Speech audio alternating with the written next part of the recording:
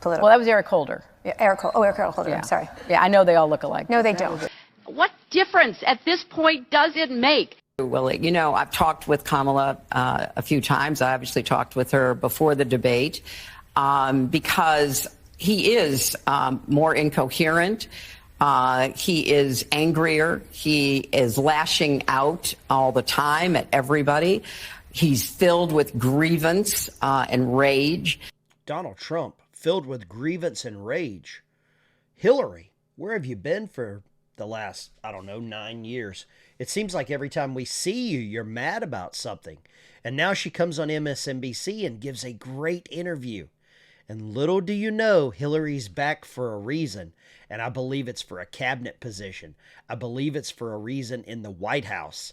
Or, what I really predict, the best way Hillary can cover all of her tracks, CIA director. Stand by. There is a Harris-Walz administration that you would want to play a part in it, whether officially or unofficially. Well, certainly unofficially, I want to be as helpful as I can and would do anything I was asked to be helpful. We have so much to do that it really should be all hands on deck, and anybody who can help in any capacity should be willing to do so. Should be willing to do so. Hillary's only back for the greater good. She wants to help America, right? Not get ready with Chelsea for some other future position, right? We don't want that. Hillary doesn't want that. She doesn't want to get in and cover up any of the stuff with Diddy or Jeffrey. There would be no reason for that. She doesn't want to cover up anything for Bill or Barack. If you remember when Hillary Clinton was Secretary of State, we had a lot of conflict. A lot of conflict. We've got more now under Blinken, but Hillary is only here to help. And those magic words spoken by President Ronald Reagan. 9 most terrifying words in the English language are, I'm from the government and I'm here to help. So what is your assessment of the stakes of this election? I mean, you are in a very exclusive club of people who've ever run for president, let alone run against Donald Trump. So to what extent do you offer counsel or do you speak with Kamala Harris about how to run against Donald Trump, who, as you've said, is a different candidate now, a darker candidate, arguably, than he was in 2016? That's absolutely true, Willie. You know, I've talked with Kamala a few times. I obviously talked with her before the debate. Talked with her before the debate. I'll ask you this question. Who else talked with her before the debate? David Muir, ABC, Disney? There's a lot of people talking to Kamala. There's a lot of people in Kamala's ear that are giving her advice. And with the Crypt Keeper, Hillary Clinton's back, it's only for one reason only, and it's her. She is out for number one. That's it. She just came out with another book. She's making the rounds, spreading the hate. Kamala Harris, get ready. Be careful. If you think the woman sitting here is your friend, you have lost the game. She is upset that you were handpicked and she was overlooked. That's what's happening. Kamala, I'm going to send you a nice little warning. Run. Avoid small aircraft and hot tubs. Because he is more incoherent. He is angrier. He is lashing out all the time at everybody. He's filled with grievance and rage. And, you know, in my acceptance speech at the convention way back. Oh, we got to mention that. The acceptance speech at the convention. We got to mention that. She broke the glass ceiling, right? Yeah. Hillary, she's still upset about that. She's still so bitter and raging. And all I hear out of the Democrat Party is just hate, hate, hate. Stop the hammering. Back in 2016, I said, you know, you can't trust somebody with nuclear weapons who you can bait with a tweet, because I saw that in him at the time. A lot of people didn't, or they gave him the benefit of the doubt, or they thought, hey, you know, we've had 2 terms of a Democrat, let's try the Republicans, for whatever reason. I understand that. For whatever reason. It's because of the economy. It's because of the wars. It's because of the taxes. It's because of the hatred and vitriol that was spread throughout the United States. It was how American people were turned against each other because of color. That's why.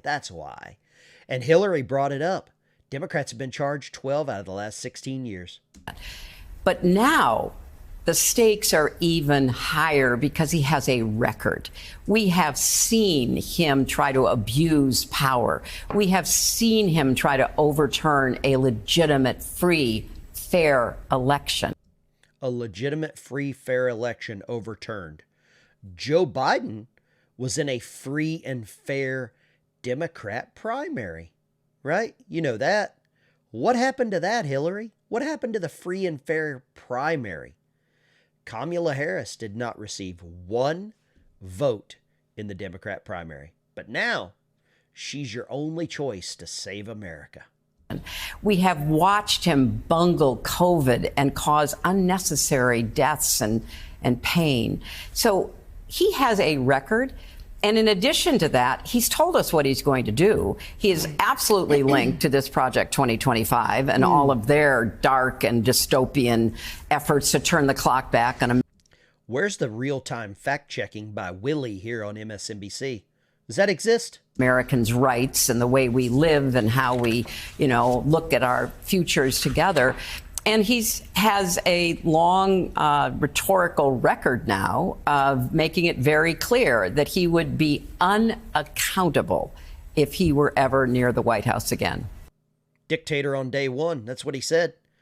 For one reason only, shut the border. Hillary forgets so many things. So many things she forgets. Benghazi. We are an optimistic people. We are an optimistic people. Americans, by character, are people who have dreams and ambitions and aspirations. We believe in what is possible. We believe in what can be. And we believe in fighting for that. That's how we came into being. Because the people before us understood that one of the greatest expressions for the love of our country, one of the greatest expressions of patriotism, is to fight for the ideals of who we are. I don't want to go around insulting people. I don't want to paint with a broad brush. Every immigrant is this, every African American is that, every, other person with, different religious beliefs or whatever. That's childish. What do you think of Cory Booker's? And you didn't comment on him, and you feel free. That's childish. What do you think? That's childish. Hillary would never judge anyone, right? Never a broad brush. Never want to judge anyone. Think of Cory Booker's, and you didn't comment on him, and you feel free. I adore him. What do you think about him saying kick them in the shins, essentially? Start to get to that kind of political. Well, that was Eric Holder. Yeah, Eric Holder. Yeah. I'm sorry. Yeah, I know they all look alike. No, they don't. Oh, well done. Could you imagine if Donald Trump said that all black people look alike? How does Hillary get a pass?